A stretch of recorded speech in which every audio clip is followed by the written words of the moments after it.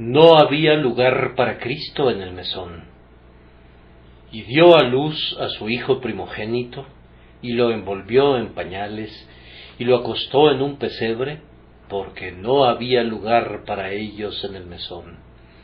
Lucas 2:7. Era necesario que quedara claramente comprobado, de manera indisputable, que nuestro Señor procedía de la tribu de Judá. Era necesario también que naciera en Belén Efrata, conforme a la palabra de Dios, la cual había hablado por su siervo Miqueas. Pero ¿cómo se obtendría un reconocimiento público del linaje de un oscuro carpintero y de una doncella desconocida? ¿Qué interés se supone que podrían tener los encargados de los registros en dos personas tan humildes como ellas? En cuanto al segundo punto, María vivía en Nazaret de Galilea, y todo parecía indicar que el nacimiento tendría lugar allí. En verdad, el período para su alumbramiento estaba tan cerca que, a menos que se viese absolutamente obligada, no era probable que emprendiera un viaje largo y tedioso a la sureña provincia de Judea. ¿Cómo habrían de compaginarse estos dos asuntos? ¿Puede una vuelta de rueda lograr dos propósitos? Se puede hacer, se hará. El sello oficial del Imperio Romano quedará estampado en el árbol genealógico del hijo de David que habrá de nacer, y Belén contemplará su natividad. Por alguna muestra de un espíritu independiente, un tirano menor, Herodes, ofende al tirano mayor, Augusto. Augusto le informa que no lo tratará más como a un amigo, sino como a un vasallo, y aunque Herodes se somete a la más abyecta sumisión, y aunque sus amigos en la corte de Roma interceden por él, Augusto, para mostrar su disgusto, ordena que se haga un censo de todo el pueblo judío en preparación para un proyectado régimen tributario, el cual, sin embargo, no fue llevado a cabo sino hasta unos 10 años después. Ni siquiera los vientos y las olas son más inconstantes que la voluntad de un tirano, pero el gobernante de las tempestades sabe cómo gobernar a los perversos espíritus de los príncipes. El Señor nuestro Dios tiene un freno para el caballo de guerra más salvaje y un anzuelo para el más terrible leviatán. Los césares autocráticos no son sino títeres movidos con hilos invisibles, meros lacayos al servicio del Rey de Reyes. Augusto debe ser conducido a sentirse ofendido con Herodes. Es obligado a gravar con impuestos a la gente. Es imperativo que se lleve a cabo un censo. Es más, se hace necesario que se publiquen regulaciones inconvenientes, duras y tiránicas, y que cada persona deba acudir a la aldea a la cual se sabía que pertenecía.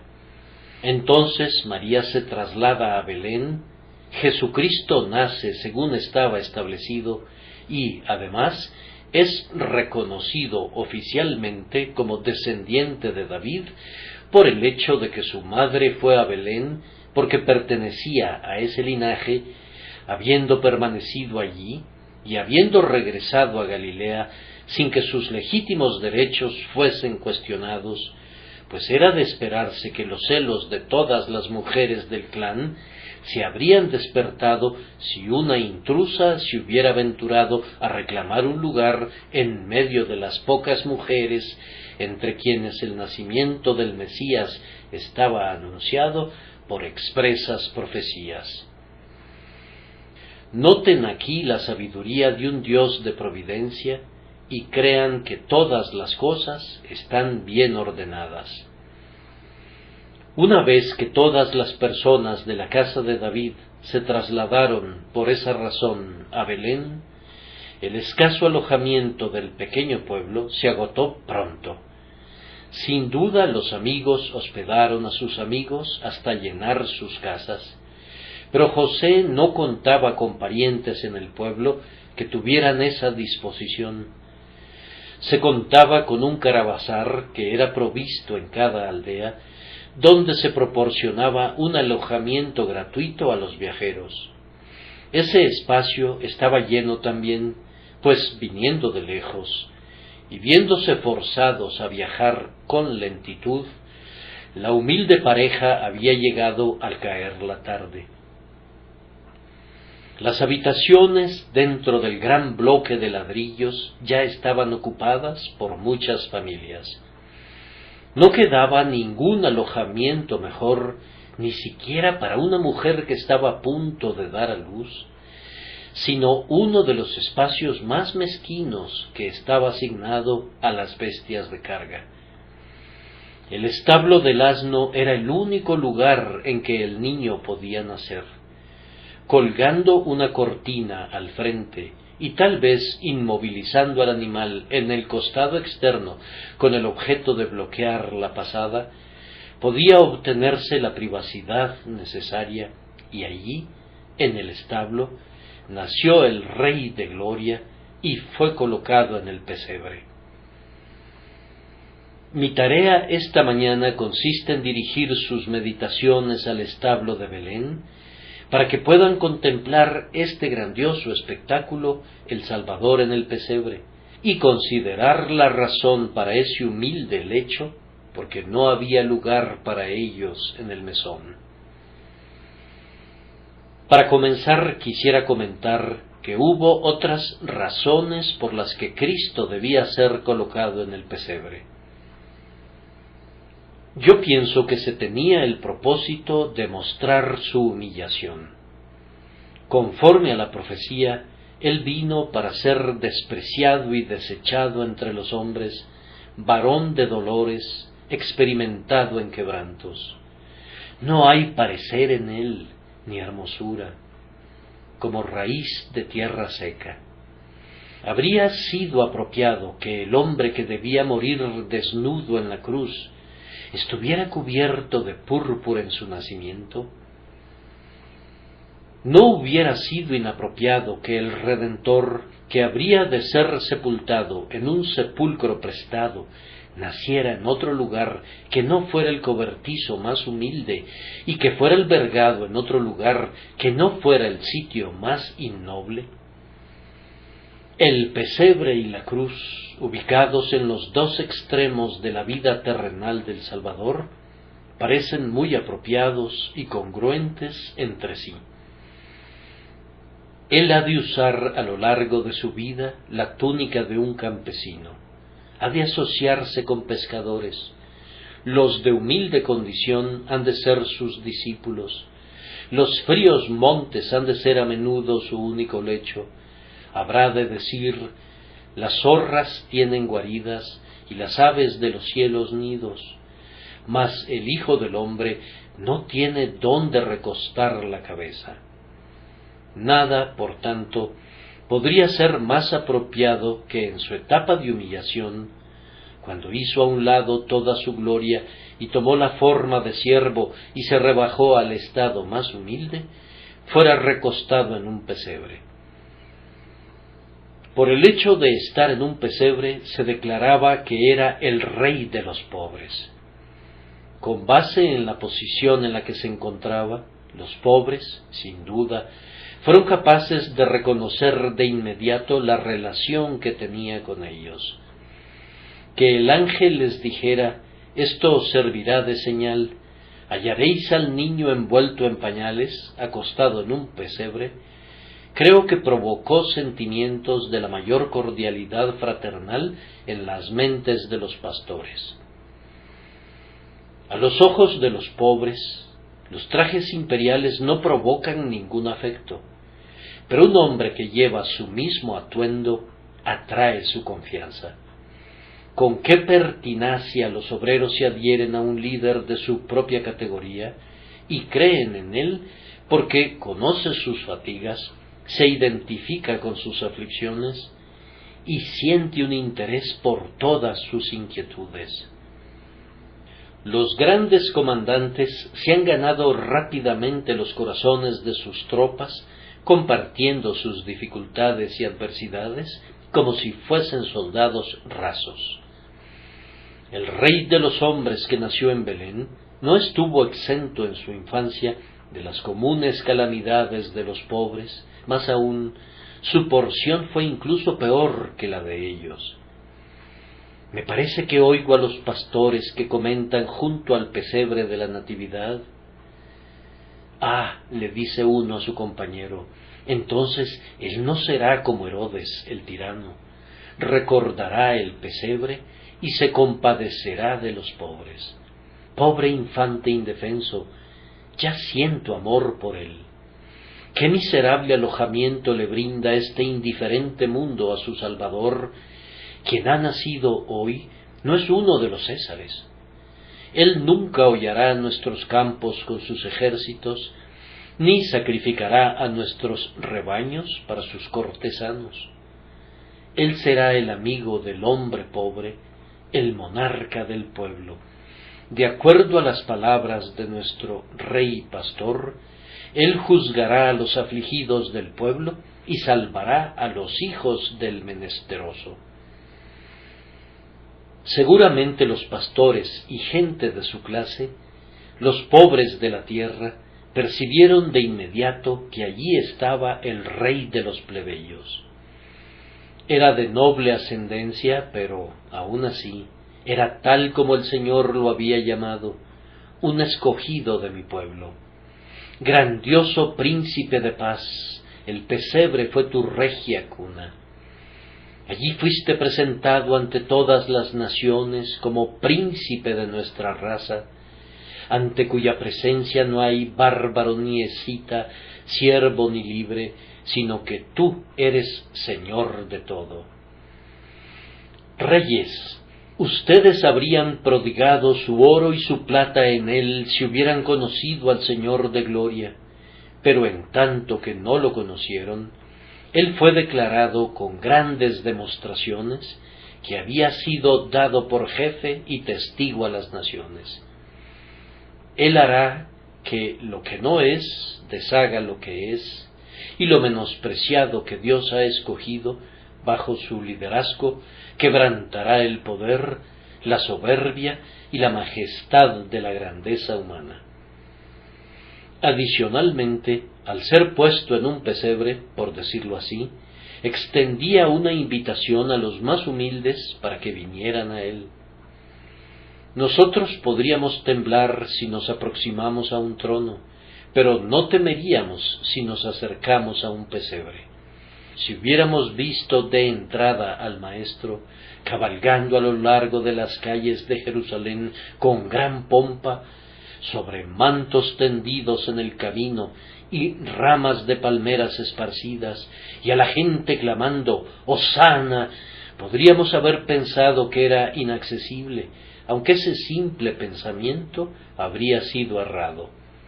Aún allí, cabalgando sobre un pollino hijo de asna, él era tan manso y humilde que los niños se agrupaban en torno suyo con sus infantiles gritos de «Hosana».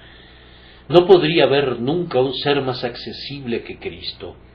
No había rudos guardias que alejaran con aspereza a los peticionarios. Ninguna formación de solícitos amigos tenía permiso de mantener alejada a la viuda importuna o al hombre que vociferaba para que su hijo fuera sanado. El borde de su manto iba siempre rezagado para que los pobres pudieran tocarlo, y él mismo tenía siempre lista una mano para tocar a los enfermos, un oído para captar los más lánguidos acentos de la miseria, un alma que se proyectaba por todas partes en rayos de misericordia, tal como la luz del sol se proyecta por todos lados más allá del orbe mismo.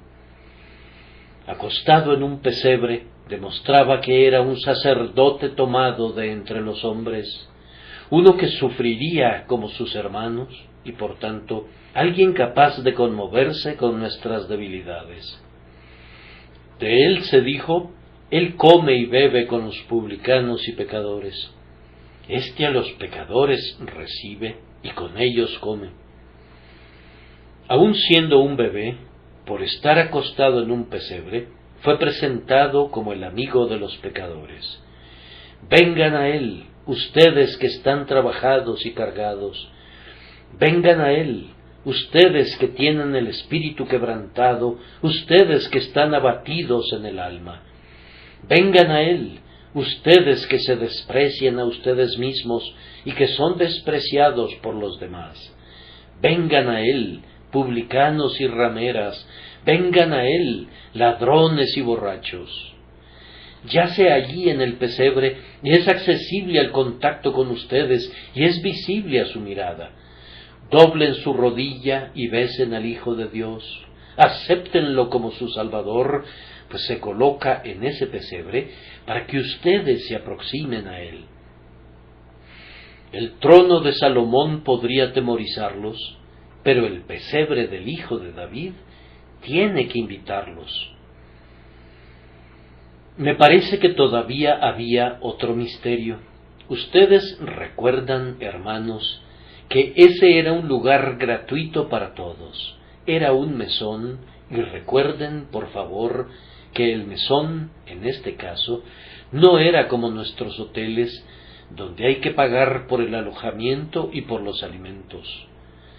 En las etapas iniciales y simples del mundo, las personas consideraban que era un honor brindar hospitalidad a un forastero. Posteriormente, conforme los viajes se volvieron más comunes, muchos deseaban transferir ese honor y placer a sus vecinos. ¿Por qué tendrían que absorber ellos solos toda la dignidad de la hospitalidad? Más adelante, una persona específica era designada en cada pueblo y aldea, y se esperaba que brindara hospitalidad a los forasteros a nombre del resto. Pero, conforme las épocas dejaron de ser simples, y el prístino ardor del amor fraternal se enfriaba, la única provisión que se hacía era la edificación de un gigantesco edificio cuadrado, con habitaciones disponibles para los viajeros y con niveles inferiores para las bestias, y allí, con una cierta provisión de agua y en algunos casos de paja picada para el ganado, el viajero tenía que acomodarse como pudiera. No tenía que comprar un boleto de admisión en el caravasar, pues era gratuito para todos, y en especial lo era el establo. Ahora, amados, nuestro Señor Jesucristo nació en el establo del mesón para mostrar cuán gratuito era para todos los que se acercasen a él. El Evangelio es predicado a toda criatura y no excluye a nadie. Acerca de las invitaciones de la Santa Escritura podemos decir: nadie está excluido de ellas, salvo quienes se excluyen a sí mismos. Son bienvenidos el docto y el refinado, el ignorante y el rudo. Aunque la gracia de Jesús salva al príncipe, el pobre también puede tomar su parte. Ningún mortal tiene una justa pretensión de perecer en la desesperación. Las exclusiones de clase son desconocidas aquí y las prerrogativas de casta no son reconocidas. No se requiere ninguna forma de etiqueta al entrar al establo. No puede ser una ofensa entrar al establo de un caravasar público. Entonces, si tú deseas venir a Cristo, puedes venir a Él tal como eres. Puedes venir ahora. Cualquiera de ustedes que tenga el deseo en su corazón de confiar en Cristo, es libre de hacerlo. Jesús es gratuito para ti. Él te recibirá. Él te dará la bienvenida con alegría. Y yo creo que para demostrar esto, el bebé fue acunado en un pesebre. Nosotros sabemos que los pecadores imaginan a menudo que están excluidos. Con mucha frecuencia la conciencia convicta escribe cosas amargas contra sí misma y niega su parte y suerte en las provisiones de la misericordia. Hermano, si Dios no te ha excluido, no te excluyas tú mismo. Mientras no encuentres que está escrito en el libro que tú no puedes confiar en Cristo, en tanto que no puedas citar un pasaje incontestable en el que esté escrito que Él no es capaz de salvarte, yo te suplico que aceptes esa otra palabra en la que está escrito: puede también salvar perpetuamente a los que por Él se acercan a Dios. Confía en esa promesa, ven a Cristo en la fuerza y en la fe de ella, y descubrirás que es gratuito para todos los que vienen. No hemos agotado todavía todas las razones por las que el Hijo del Hombre fue colocado en un pesebre. En el pesebre las bestias eran alimentadas, y está acostado el Salvador donde las bestias cansadas reciben su forraje, y no habrá un misterio aquí. Ay, hay algunos hombres que se han vuelto tan brutales debido al pecado, tan completamente depravados por sus lascivias, que para sus propias conciencias todo lo que semeje ser humano ha desaparecido, pero incluso para ellos funcionarán los remedios de Jesús, el grandioso médico. Leemos constantemente en nuestros periódicos acerca de hombres que son llamados incorregibles, y está de moda precisamente ahora exigir agresivamente que estos hombres sean tratados con auténtica severidad. Hace unos cuantos años todo el mundo se volvía loco con una humanidad espuria, clamando que la gentileza reformaría al brutal ladrón a quien los severos castigos endurecerían irremediablemente. Ahora la corriente ha cambiado y todo el mundo está exigiendo el abandono del presente sistema. Yo no abogo porque se trate a los criminales delicadamente. Su pecado les debe proporcionar su justa ración de remordimiento, pero si pudieran ser reformados por cualquier medio, por favor, que se intente ese medio. El día vendrá cuando el paroxismo de esta fiebre de garrotear se acabe, y nos sonrojaremos al pensar que al ser atemorizados por unos insensatos temores, caímos en una peligrosa interferencia con una obra grande y buena que hasta ahora ha sido realizada exitosamente. Es un hecho que bajo el presente sistema, que es admirable, reduciendo algunas fallas que sería bueno subsanar, el crimen se está volviendo menos frecuente y la clase de ofensores descarados ha sido reducida notablemente. Mientras que en el año de 1844, 18.490 convictos fueron transportados, en 1860 el número correspondiente fue de 11.533, y eso a pesar del incremento en la población. El sistema de libertad condicional, cuando el público empleaba a los convictos y así les daba una oportunidad de ganar un nuevo carácter, funcionó tan bien que poco más de 1% en un año fueron convictos de nuevo, e incluso ahora se tiene que sólo un 5% por año regresan al crimen y a prisión. Bien, ahora, si el 5% no recibe ningún bien, o incluso empeora, ¿no deberíamos considerar al otro 95% y hacer una pausa por un momento antes de desatar nuestra venganza y sustituir un sistema cristiano de misericordia esperanzada por la vieja regla bárbara de una severidad irreducible? Tengan cuidado, conciudadanos, tengan cuidado de no restaurar la vieja idea de que los hombres pueden pecar más allá de la esperanza de reforma, o generarán criminales peores que aquellos que ahora nos turban. Las leyes de Dracón deberán constituirse siempre en fracasos, pero no duden del triunfo definitivo de los planes que el espíritu cristiano ha sugerido. Me he desviado del tema, pues pensé que podría salvar a algunos del delito de oponerse a la verdadera filantropía por causa de un pánico repentino. Pero voy a regresar de inmediato al pesebre y al bebé.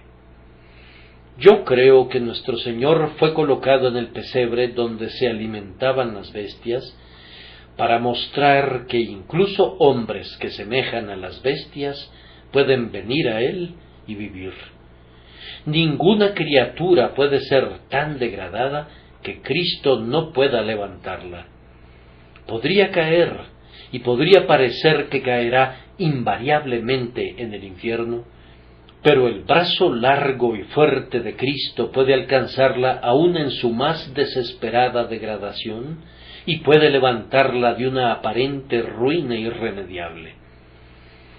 Si hubiere alguien que haya entrado aquí esta mañana, a quien la sociedad aborrece y que se aborreciera a sí mismo, mi Señor acostado en el establo con las bestias, se presenta con la capacidad de salvar al más vil de los viles y de aceptar al peor de los peores aún ahora. Cree en Él y Él te hará una nueva criatura. Pero si bien Cristo fue puesto donde se alimentaban las bestias, por favor recuerden que después que se fue, las bestias se alimentaron allí otra vez. Era sólo su presencia la que podía glorificar el pesebre, y aquí aprendemos que si Cristo fuera retirado, el mundo regresaría a su anterior oscuridad pagana. La civilización misma desaparecería, al menos aquella parte que realmente civiliza al hombre, si la religión de Jesús pudiera ser extinguida. Si Cristo fuera suprimido del corazón humano, los más santos se envilecerían otra vez, y aquellos que reclaman parentesco con los ángeles pronto demostrarían que están relacionados con los demonios. El pesebre, digo, sería todavía un pesebre para bestias si el Señor de gloria fuera retirado, y nosotros regresaríamos a nuestros pecados y a nuestras lascivias si Cristo retirara una vez su gracia y nos abandonara a nosotros mismos. Me parece que Cristo fue puesto en un pesebre por las razones mencionadas. Pero el texto dice además que fue puesto en un pesebre porque no había lugar para él en el mesón, y esto nos conduce al segundo comentario, que había otros lugares además del mesón que no tenían lugar para Cristo. ¿Acaso los palacios de los emperadores y los salones de los reyes no proveyeron ningún refugio al regio forastero? Ay, hermanos míos, raramente hay lugar para Cristo en los palacios. ¿Cómo podrían los reyes de la tierra recibir al Señor? Él es el príncipe de paz, y ellos se deleitan en la guerra. Él quiebra sus arcos y corta en pedazos sus lanzas, quema sus carros de guerra en el fuego. ¿Cómo podrían aceptar los reyes al humilde Salvador? Ellos aman la grandeza y la pompa, y todo Él es simplicidad y mansedumbre. Él es el hijo de un carpintero y el compañero del pescador. ¿Cómo pueden los príncipes encontrar lugar para el monarca recién nacido? Vamos, Él nos enseña a hacer con los otros como quisiéramos que hicieran con nosotros, y esto es algo que los reyes encontrarían muy difícil de reconciliar con los astutos trucos de la política y los codiciosos designios de la ambición. Oh grandes de la tierra, poco me sorprende que en medio de sus glorias y placeres y guerras y concilios olviden al ungido y echen fuera al Señor de todo. No hay lugar para Cristo con los reyes. Consideren a todos los reinos de la tierra ahora, y con una excepción por aquí y por allá, sigue siendo verdad que se levantarán los reyes de la tierra, y príncipes consultarán unidos contra Jehová y contra su ungido. Veremos a algún monarca por aquí y por allá en el cielo, pero cuán pocos serán. En verdad, un niño podría llevar su cuenta. No sois muchos sabios según la carne, ni muchos poderosos. Las cámaras de estado, los gabinetes, los salones de los tronos y los palacios reales son tan poco frecuentados por Cristo, tal como las junglas y los pantanos de la India son muy poco frecuentados por el cauteloso viajero. Él visita las casuchas con mayor asiduidad que las residencias reales, pues no hay lugar para Jesucristo en los regios salones. Cuando el Eterno inclina los cielos para visitar las cosas terrenales, con escarnio divino aparta sus ojos de las torres de los reyes altivos. Ordena que su terrible carro ruede y descienda de los cielos para visitar con ojos complacientes a toda alma humilde. Pero había senadores, había foros de discusión política, había lugares en donde los representantes del pueblo dictan las leyes. ¿Y acaso no había lugar para Cristo allí? Ay, hermanos míos, ninguno, y hasta este día hay muy poco lugar para Cristo en los parlamentos. Cuán raramente es reconocida la religión por los políticos. Por supuesto que si una religión del Estado consintiera en ser algo pobre, domada e impotente, consintiera en ser un león al que le han extraído todos sus dientes, y al que le han recortado toda su melena, y al que le han suprimido todas sus garras, sí, esa religión pudiera ser reconocida. Pero para el verdadero Cristo, y para quienes le siguen y se atreven a obedecer sus leyes en una mala generación, ¿qué lugar hay para tales personas? Cristo y su Evangelio, esto es sectarismo y es apenas digno de la atención del desprecio. ¿Quién intercede por Cristo en el Senado? ¿Acaso no es su religión, bajo el nombre de sectarismo, el gran terror de todos los partidos? ¿Quién cita su regla de oro como una directriz para primeros ministros, o quién predica el perdón a la manera de Cristo como una regla para una política nacional? Uno o dos le dirán una buena palabra, pero si se sometiera a votación si el Señor Jesús debe ser obedecido o no, pasarían muchos días antes que las respuestas afirmativas ganasen. Partidos, políticas, cazadores de posiciones y buscadores de placeres excluyen al representante del cielo de un lugar entre los representantes de la tierra. ¿No se podría encontrar algún lugar para Cristo en lo que se ha dado en llamar la buena sociedad? ¿No había en Belén algunas personas que fueran muy respetables, que se mantuvieran apartadas de la muchedumbre común, personas de reputación y de posición? ¿No podían ellas encontrar lugar para Cristo? Queridos amigos, es muy común el caso de que no haya lugar para Él en lo que se ha dado en llamar la buena sociedad. Hay lugar para todas las pequeñas formas tontas por las que los hombres deciden estorbarse ellos mismos. Hay lugar para las vanas sutilezas de la etiqueta. Hay lugar para la conversación frívola. Hay lugar para la adoración del cuerpo. Hay lugar para la erección de esto y de aquello como el ídolo de la hora. Pero hay demasiado poco lugar para Cristo, y está lejos de estar de moda seguir plenamente al Señor. El advenimiento de Cristo sería lo último que la alegre sociedad desearía. La simple mención de su nombre por los labios del amor causaría una extraña sensación. Si comenzaras a hablar de las cosas de Cristo en muchos círculos, serías declarado tabú de inmediato. Jamás voy a invitar de nuevo a ese hombre a mi casa, diría fulano de tal, si es que tiene que traer a su religión consigo.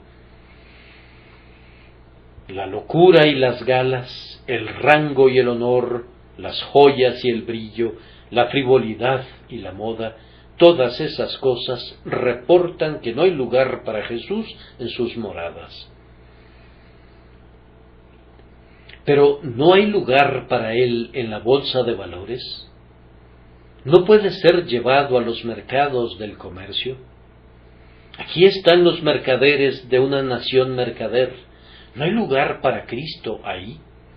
Ah, queridos amigos, cuán poco del espíritu y de la vida y de la doctrina de Cristo puede encontrarse allí. Al comerciante le parece inconveniente ser demasiado escrupuloso. El mercader descubre con frecuencia que si ha de hacer una fortuna, tiene que violentar su conciencia. ¿Cuántos hay? Bien, no diré que mientan expresamente, pero aún así, mejor lo digo claramente, ellos en verdad mienten indirectamente con gran determinación. ¿Quién no sabe, mientras prosigue su camino, que tiene que haber muchos mentirosos por todas partes? Pues casi cada casa que ves es la casa más barata en Londres. Y eso es imposible.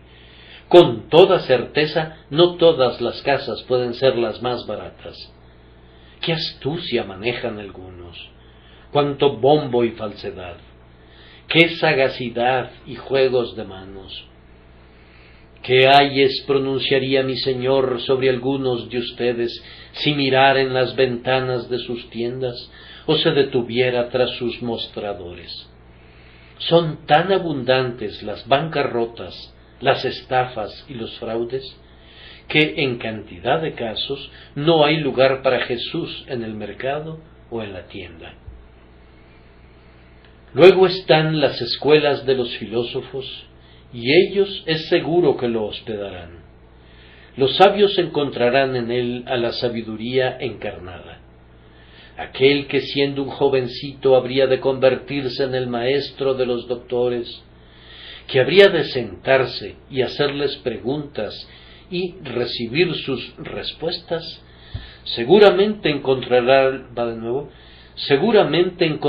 lugar de inmediato entre los sabios de Grecia, y los hombres de criterio y de ingenio lo honrarán.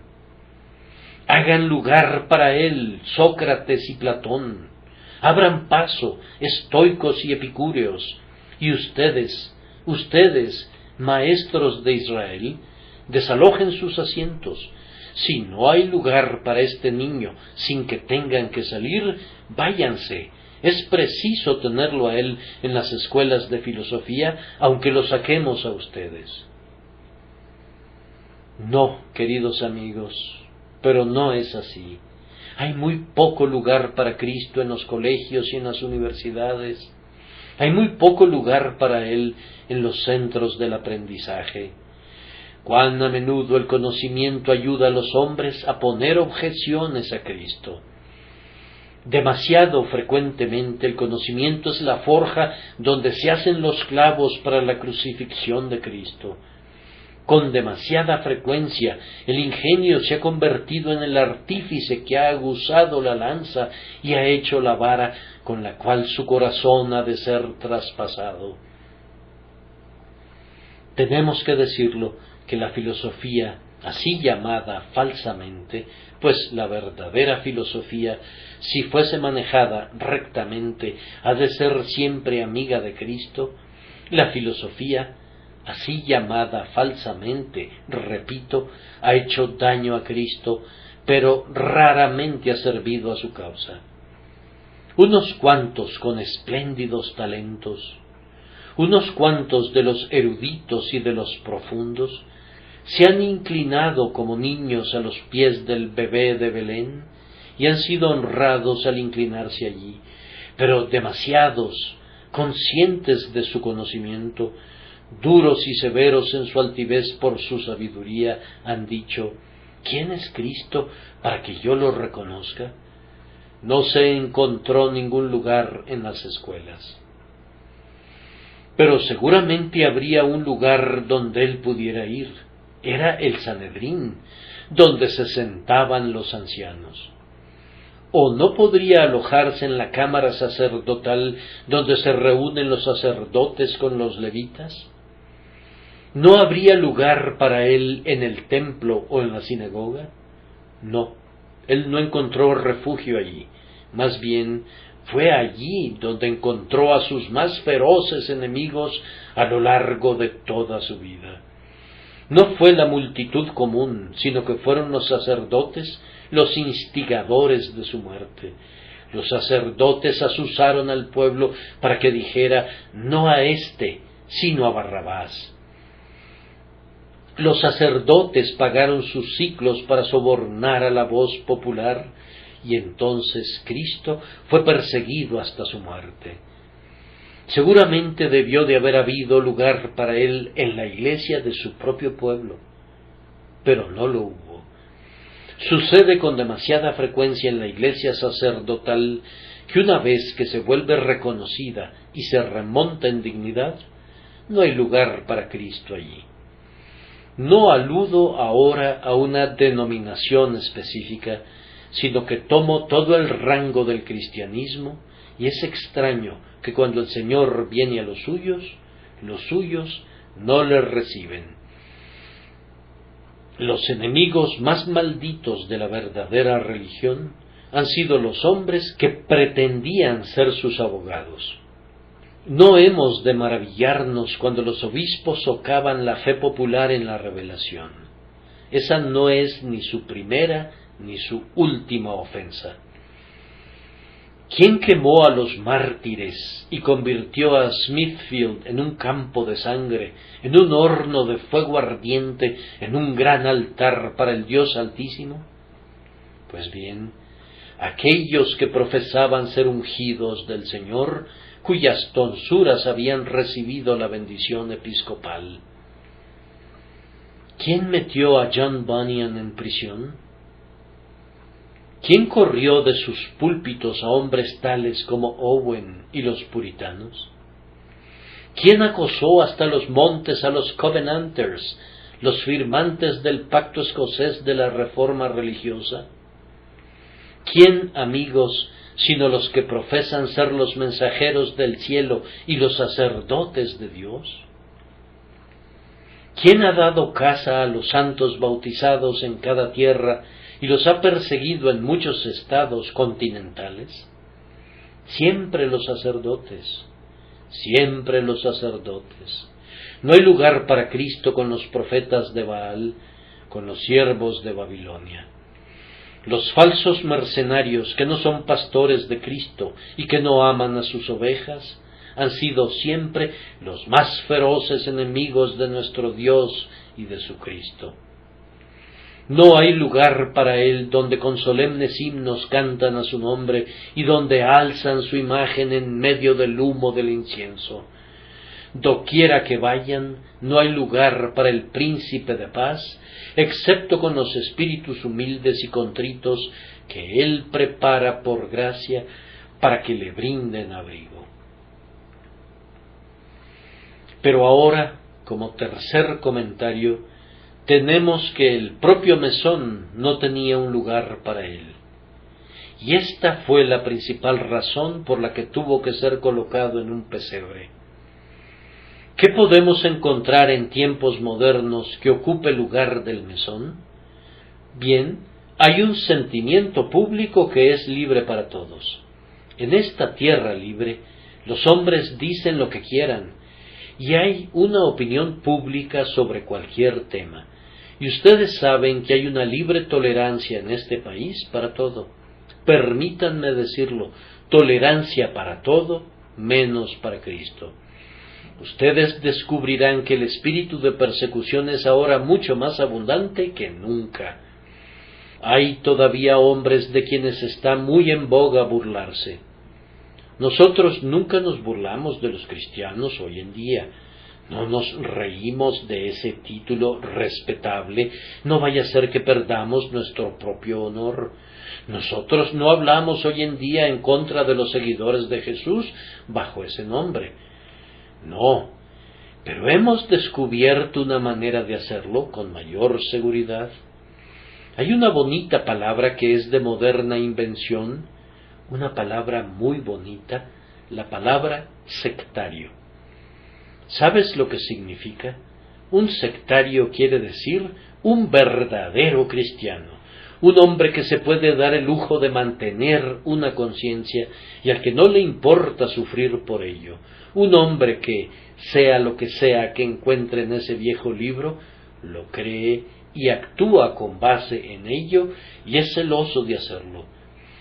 Yo creo que los hombres a quienes se intenta describir con el término de sectarios son los verdaderos seguidores de Cristo y que los escarnios y las burlas y todas las tonterías que ustedes están leyendo y oyendo siempre están dirigidas realmente al cristiano, al verdadero cristiano, solo que está disfrazado y etiquetado con la palabra sectario. Yo no daría un centavo por su religión, es más, no daría ni siquiera un comino, a menos que ganen ese título algunas veces. Si la palabra de Dios es verdadera, si cada uno de sus átomos es verdadero, entonces debemos actuar en consecuencia, y toda cosa que el Señor mande, debemos guardarla y obedecerla diligentemente, recordando que nuestro Maestro nos dice que si quebrantamos uno de estos mandamientos muy pequeños y así enseñamos a los hombres, muy pequeños seremos llamados en su reino. Tenemos que ser muy celosos, muy precisos, muy ansiosos, para que incluso en las minucias de las leyes de nuestro Salvador le obedezcamos, teniendo alzada nuestra mirada a Él, así como los ojos de las siervas están puestos en sus amas. Pero si hicieran esto, descubrirían que no son tolerados y serían ignorados en la sociedad. Un cristiano celoso encontrará tan ciertamente una cruz que cargar en su día como en los días de Simón Cireneo.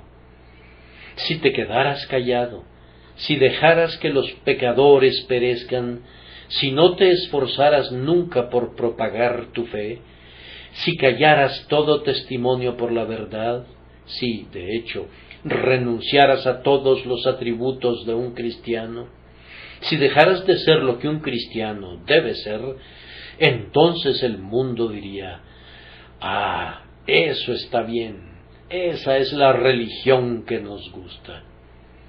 Pero si crees firmemente, y si dejas que tu creencia actúe sobre tu vida, y si tu creencia es tan preciosa que te sientes compelido a difundirla, entonces descubrirás de inmediato que no hay lugar para Cristo ni siquiera en el mesón del sentimiento público, donde todo lo demás es bien recibido. Si eres un infiel, nadie va a tratarte despreciativamente por eso. Pero si eres un cristiano, muchos te despreciarán. No había lugar para él en el mesón. Cuán poco lugar hay para Cristo también en la conversación general, que es también como un mesón. Nosotros hablamos sobre muchas cosas. Un hombre puede hablar en nuestros días sobre cualquier tema que le agrade. Nadie puede detenerlo y decirle: «Hay un espía captando tus palabras, él te reportará a alguna autoridad central». Hablar goza de entera libertad en esta tierra, pero cuán poco lugar hay para Cristo en la conversación general. Incluso la tarde del domingo, cuán poco lugar hay para Cristo en algunos hogares cristianos profesantes. Se habla de los ministros, Se cuentan extrañas anécdotas acerca de ellos. Tal vez se inventen unas cuantas, o, al menos, se adornen las antiguas, y se les añada algo, y se hagan un poco más brillantes. Se hablará acerca de la escuela dominical, o de las diversas agencias conectadas con la Iglesia, pero cuán poco se dice acerca de Cristo. Y si alguien preguntara en la conversación, ¿no podríamos hablar acerca de la deidad y de la humanidad, de la obra terminada y de la justicia, de la ascensión o de la segunda venida de nuestro Señor Jesucristo? Veríamos que muchos individuos que incluso profesan ser seguidores de Cristo, erguirían sus cabezas y dirían, vamos, ese hombre es un verdadero fanático, o de lo contrario, no pensaría en introducir un tema así en la conversación general.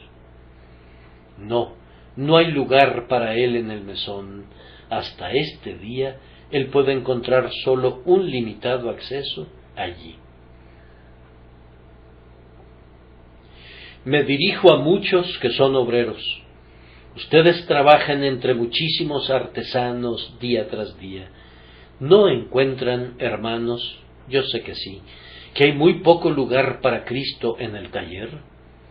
Hay lugar allí para cualquier otra cosa. Hay lugar para decir malas palabras. Hay lugar para la borrachera. Hay lugar para una conversación lasciva. Hay lugar para la política, para las calumnias o las infidelidades, pero no hay lugar para Cristo. Muchos de nuestros trabajadores piensan que la religión sería un estorbo, una cadena, una miserable prisión para ellos. Pueden frecuentar el teatro o asistir a una conferencia, pero la casa de Dios es demasiado deprimente para ellos. Desearía no verme forzado a decirlo, pero en verdad no hay lugar para Cristo en nuestras fábricas, en nuestros talleres y en nuestras fundiciones. El mundo está dando codazos y empujando en busca de más lugar, de manera que escasamente queda un rincón donde puede ser colocado el bebé de Belén. En cuanto a los mesones de los tiempos modernos, ¿quién pensaría en encontrar a Cristo allí? Excluyendo de nuestros catálogos esos hoteles y casas a la vera del camino que son necesarios para el alojamiento de los viajeros, ¿qué mayor maldición tenemos que nuestras tabernas y cantinas? ¿Qué puertas más anchas hay para el infierno? ¿Quién acudiría a esos lugares como lo hemos hecho nosotros, alumbrándonos con lámparas de gas en las esquinas de todas nuestras calles para encontrar a Cristo allí? Es casi como esperar encontrarle en el pozo del abismo. Es tan improbable que busquemos ángeles en el infierno como buscar a Cristo en el palacio de la Ginebra. Aquel que es apartado de los pecadores no encuentra una sociedad apropiada en el templo maloliente de Baco. No hay lugar para Jesús en el mesón. Yo pienso que preferiría pudrirme o alimentar a los cuervos que ganar mi pan diario gracias al centavo de los necios, robados a sus harapientos hijos y a su enflaquecida esposa. Muchos publicanos se engordan comiendo la carne y los huesos y la sangre y las almas de los hombres. El que se vuelve rico gracias a los frutos del vicio es una bestia que está siendo preparada para el matadero.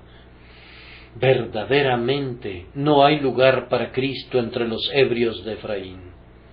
Aquellos que tienen algo que ver con Cristo deberían oírle decir: salid de en medio de ellos y apartaos, dice el Señor, y no toquéis lo inmundo, y yo os recibiré, y seré para vosotros por Padre, y vosotros me seréis hijos e hijas.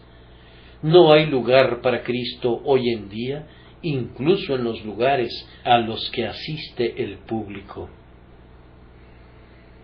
Esto me conduce a mi cuarto encabezado, que es el más pertinente y sobre el que es más necesario reflexionar un momento. ¿Tienes tú lugar para Cristo? ¿tienes tú lugar para Cristo? Ya que el palacio y el foro y el mesón no tienen lugar para Cristo, y ya que los lugares públicos no tienen ningún lugar disponible, ¿tienes tú lugar para Cristo? Bien, dice uno, yo tengo lugar para Él, pero no soy digno de que venga a mí. Yo no pregunté por algún merecimiento. ¿Tienes lugar para Él? Oh, dice uno, yo tengo un espacio desocupado que el mundo no puede llenar jamás. Veo que tienes lugar para Él, pero el espacio que tengo en mi corazón es tan vil. Así era el pesebre. Pero mi corazón es inmundo. Así tal vez pudiera haber sido el pesebre. Pero yo siento que es un lugar que no es del todo apropiado para Cristo. Tampoco el pesebre era un lugar apropiado para Él, y sin embargo fue colocado allí. Pero yo he sido un gran pecador, siento como si mi corazón fuera una guarida de bestias y demonios. Bien, el pesebre había sido un lugar donde las bestias se habían alimentado. ¿Tienes lugar para Él? Que no te importe lo que haya sido el pasado. Él puede olvidar y perdonar. No importa cuál pudiera ser incluso el presente estado. Si tú lo lamentas, si tú tienes lugar para Cristo, Él vendrá y será tu huésped. Te ruego que no digas, espero que tendré lugar para Él. El tiempo ha llegado en que nacerá. María no puede esperar meses ni años. Oh pecador, si tú tienes lugar para Él, deja que nazca hoy en tu alma. Si oyereis hoy su voz, no endurezcáis vuestros corazones como en la provocación. He aquí ahora el tiempo aceptable, he aquí ahora el día de salvación. Lugar para Jesús ahora. Oh, dice uno, yo tengo lugar para Él, pero ¿querrá venir? Él en verdad vendrá. Solo deja abierta la puerta de tu corazón. Solo di, Jesús, Señor, todo indigno e inmundo miro a ti. Ven, alójate dentro de mi corazón. Y Él vendrá a ti y limpiará el pesebre de tu corazón. Es más, lo transformará en un trono de oro, y allí se sentará y reinará por los siglos de los siglos. Tengo que predicar esta mañana sobre un Cristo tan gratuito. Quisiera poder predicarlo mejor. Tengo que predicar sobre un Jesús amoroso y precioso, ya que Él está dispuesto a encontrar un hogar en corazones humildes. ¿Qué? ¿No hay ningún corazón aquí esta mañana que esté dispuesto a recibirlo? ¿Ha de recorrer mi vista estas galerías a mi alrededor y mirar a muchos de ustedes que están todavía sin Él, y no hay nadie que diga, entra, entra? Será un día feliz para ustedes si son capacitados para tomarlo en sus brazos y recibirlo como la consolación de Israel. Entonces pueden esperar con gozo aún a la muerte y decir con Simeón, ahora, Señor, despides a tu siervo en paz, conforme a tu palabra, porque han visto mis ojos tu salvación. Mi Señor necesita lugar para Él, lugar para Él. Yo, su heraldo, exclamo a gran voz, lugar para el Salvador, lugar. Aquí está mi regio Señor, ¿tienen lugar para Él? Aquí está el Hijo de Dios encarnado, ¿tienen lugar para Él? Aquí está aquel que puede perdonar todo pecado, ¿tienen lugar para Él? Aquí está aquel que te hace sacar del pozo de la desesperación, del lodo cenagoso, ¿tienen lugar para Él?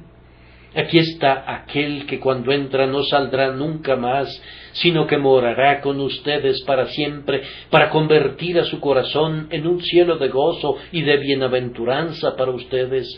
¿Tienen lugar para Él? Es todo lo que pido. Su vacío, su nada, su carencia de sentimiento, su falta de bondad, su vacío de gracia, todo esto no será sino lugar para Él. ¿Tienen lugar para Él? Oh Espíritu de Dios, conduce a muchos a decir, sí, mi corazón está listo. Ah, entonces Él vendrá y morará con ustedes. Gozo para el mundo, el Salvador viene, el Salvador prometido hace mucho tiempo, que cada corazón prepare un trono y cada voz un cántico. Concluyo con el comentario de que si tienen un lugar para Cristo, entonces, a partir de este día, recuerden que el mundo no tiene lugar para ustedes, pues el texto no solo dice que no había lugar para Él, sino que, miren, dice, no había lugar para ellos. No había lugar para José ni para María, como tampoco lo había para el bebé. ¿Quiénes son su padre y madre, y hermana y hermano, sino aquellos que reciben su palabra y la guardan? Entonces, así como no hubo lugar para la Virgen bendita ni para su honorable Padre, recuerden que a partir de ahora no hay lugar en este mundo para ningún verdadero seguidor de Cristo. No hay lugar para que descanses. No, has de ser un soldado de la cruz y no encontrarás descanso en la guerra de toda tu vida. No hay lugar para que te sientes y estés contento con tus propios logros, pues eres un viajero y olvidando lo que queda atrás, has de extenderte a lo que está delante. No hay lugar para ti donde ocultes tu tesoro, pues allí en verdad el orín y la polilla corrompen. No hay lugar para ti donde pongas tu confianza, pues maldito el varón que confía en el hombre y pone carne por brazo. A partir de este día no habrá lugar para ti en la buena opinión del mundo, pues van a considerar que eres una escoria. No hay lugar para ti en la sociedad distinguida del mundo. Debes salir fuera del campamento llevando su reproche. A partir de este momento, digo, si tienes lugar para Cristo, el mundo difícilmente encontrará un lugar de tolerancia para ti. Tienes que esperar ahora que se rían de ti. Ahora debes llevar la gorra de bufón en la estimación de los hombres, y tu canción tiene que estar en la línea de inicio de tu peregrinación. Jesús, yo he tomado tu cruz y lo he dejado todo para seguirte. Desnudo, pobre, despreciado, abandonado, a partir de ahora, tú serás mi todo. No hay lugar para ti en el amor del mundano. Si esperas que todo el mundo te alabe y que tus buenas acciones sean aplaudidas, estás muy equivocado. El mundo, les digo, no tiene lugar para el hombre que tiene lugar para Cristo. Si alguno ama al mundo, el amor del Padre no está en él. Ay de vosotros cuando todos los hombres hablen bien de vosotros. Ustedes no son del mundo, como tampoco Cristo es del mundo. Gracias a Dios, ustedes no tienen que pedirle hospitalidad al mundo, con solo que les dé un estrado para la acción, y les preste durante una hora una tumba para dormir, eso les basta. No requerirán ninguna habitación permanente aquí, puesto que buscan la ciudad venidera que tiene fundamentos, cuyo arquitecto y constructor es Dios. Ustedes caminan aprisa a lo largo de este mundo, tal como un forastero camina a través de una tierra extraña, y se regocijan sabiendo que aunque sean forasteros y extranjeros aquí, son conciudadanos con los santos y son de la casa de Dios. ¿Qué dicen ustedes, jóvenes soldados? ¿Se alistarán según unos términos como estos? Harán lugar para Cristo, sabiendo que no habrá lugar para ustedes a partir de ahora, sabiendo que han de ser separados para siempre, aislados, tal vez, de los deudos y amigos del mundo, despojados de la confianza carnal para siempre. ¿Están dispuestos, a pesar de todo esto, a alojar al viajero? Que el Señor les ayude a hacerlo, y a Él sea la gloria por los siglos de los siglos. Amén.